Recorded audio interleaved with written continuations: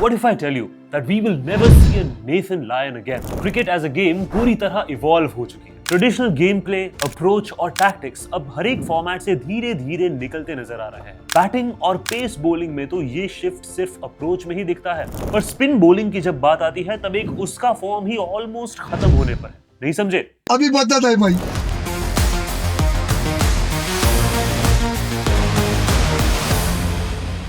You know what left arm finger spinners are called?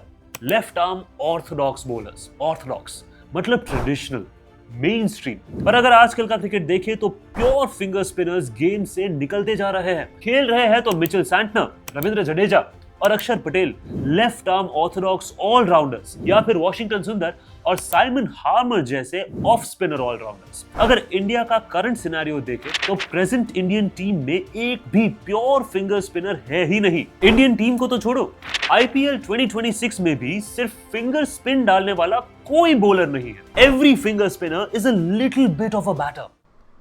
है सच नहीं लगता ना, पर ऐसा ही है। दरअसल फिंगर स्पिनर्स और खासकर राइट आर्म ऑफ स्पिनर्स का स्टॉक बॉल टी20 क्रिकेट में एक इजी टारगेट बन जाता है। वीरू said, अरे यार, you know what? I don't think off spinners are bowlers. ऐसा वीरू पाजी इसलिए कहते हैं क्योंकि ऑफ स्पिनर का बॉल राइटी के लिए पिच होने के बाद अंदर आता है, तो राइटीज उन्हें with the spin on side पर अच्छे से और कम रिस्क के साथ स्लॉक कर सकते हैं। लेफ्ट आर्म स्पिनर्स को थोड़ा सा एडवांटेज मिल जाता है क्योंकि उनकी बॉल राइटी के लिए बाहर निकलती है, पर फिर भी लेफ्ट हैंडर्स के सामने वो उतने ही वल्नरेबल होते हैं जितने राइटीज के सामने ऑफ स्पिनर्स। और तो और, चाहे कोई भी फिंगर स्पिनर हो, उनके पास ट्रेडिशनली तो दो ही वेरिएशंस है, एक स्टॉक बॉल जो घूमती है और एक आर्म बॉल जो सीधी रहती है। तो बैटर की ओरिएंटेशन कोई भी हो, लेफ्टी या राइटी, फिंगर स्पिनर अपनी प्रेडिक्टेबिलिटी की वजह से टी20 क्रिकेट में हमेशा वल्नरेबल ही रहता है। अब टी20 क्रिकेट का dominant format, specially Indian team में आने के लिए प्लेयर्स को आईपीएल में परफॉर्म करना पड़ता है, फिर वो फॉर्मेट चाहे टेस्ट क्रिकेट ही क्यों ना हो।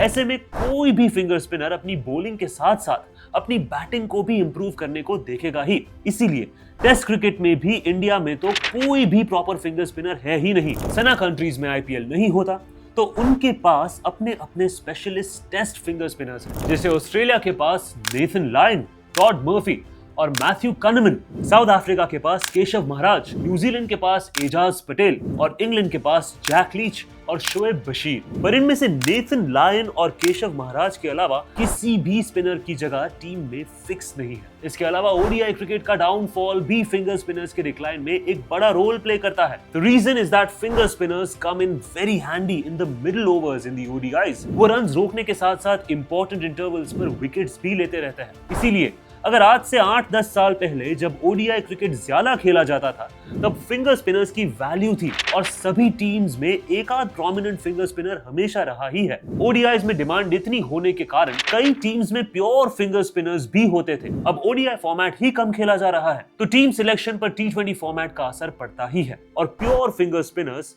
कम ही दिखते हैं। टी20 क्रिकेट एक फिंगर स्पिनर ये सिंगल स्किल से सर्वाइव नहीं कर सकता और वन डेज अब इतनी नहीं खेली जाती। So do you think the traditional finger spinners are only one format options now? Let us know your reactions below. Thank you so much for watching. We'll see you in the next one.